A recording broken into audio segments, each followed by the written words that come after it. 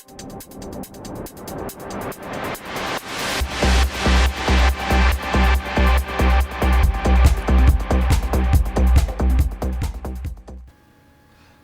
welcome to Just Talking to Rick. I'm Rick Wilson, the owner of the Wilson Practical Defense website and Senior Curriculum Advisor at KPC Self-Defense in Edmonton.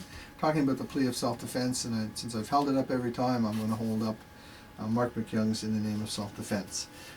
But we're talking about today is the aftermath of having defended yourself. And while this has nothing, we're getting a little out of the realm of, this is not directly connected to the plea of self-defense, but it has implications on it. First and foremost, you've now defended yourself, you've injured this person, maybe you've grievously injured them, maybe you've had to use lethal force. And now it depends on what your reaction is. I once read a really excellent thing on grieving, which said, no one has the right to tell you how to grieve. And no one has the right to tell you how to feel about defending yourself. You may be okay with it.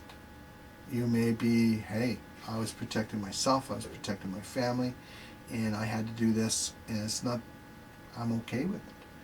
And don't let anybody tell you if you have acted in proper self-defense, in a reasonable fashion, in a reasonably proportional fashion, you've actually done everything right.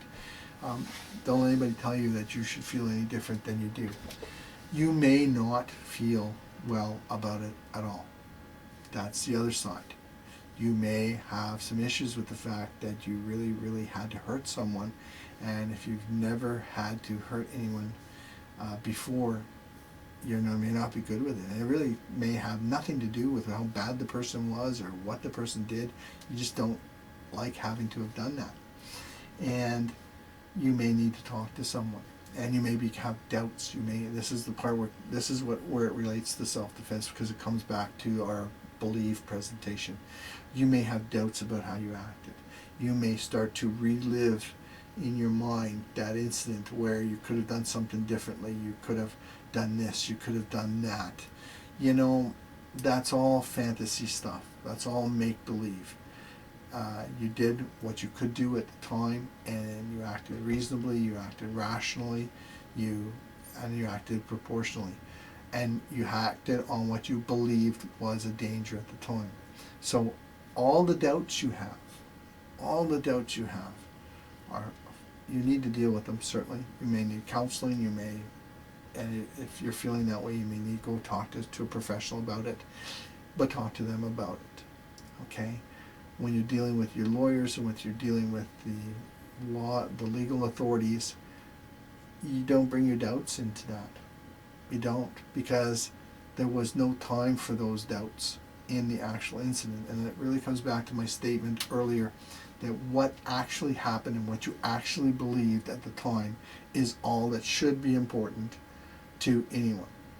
Now, someone who really doesn't want to believe you acted in self-defense, the families, even law enforcement, even the Crown or District Attorney who really would like to find somebody to be the bad guy here, and they've picked you, don't mind playing on your doubts. Couldn't there be anything you could have done? Couldn't you have done this? Couldn't you have done that? Don't get caught up in that. Go over it moment by moment again, showing every place that you tried to get out of it, every place that there was none. If it was, and we're talking, this is, if all of a sudden it's a mugging, an assault, well, you're going to have to do what you're going to have to do in that instant. You don't have a lot of time to do chit-chat to the person and try and bring out his inner child and see if he can, resolve his conflicts so he doesn't try and rob you and take your money. And when you've seen video clips of a guy beating a bag lady for whatever 2 cents she had on her, I'm sorry. No.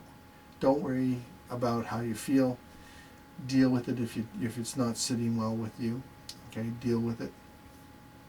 But keep all those doubts out of dealing with the legal authorities. And I say this because I don't believe personally that they are at all important to what happened at the time. Okay? Everybody says hindsight is 20/20. You can always look back and say, gee, and nothing wrong with looking back and seeing how could I do things better. But when you're talking to the authorities, you deal with what actually happened at the time. And so if you need help, get help. If you don't need help, you're okay with it, don't let anybody tell you should feel bad about it.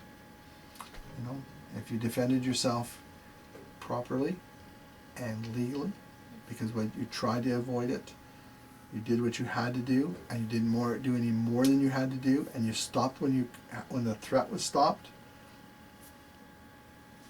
There you go. You found yourself on the right side of a true legal plea of self-defense, because you actually acted in self-defense. You've done what they've always told you. Only use this to protect yourself or others, and you actually did it. So that's the aftermath you may have to deal with.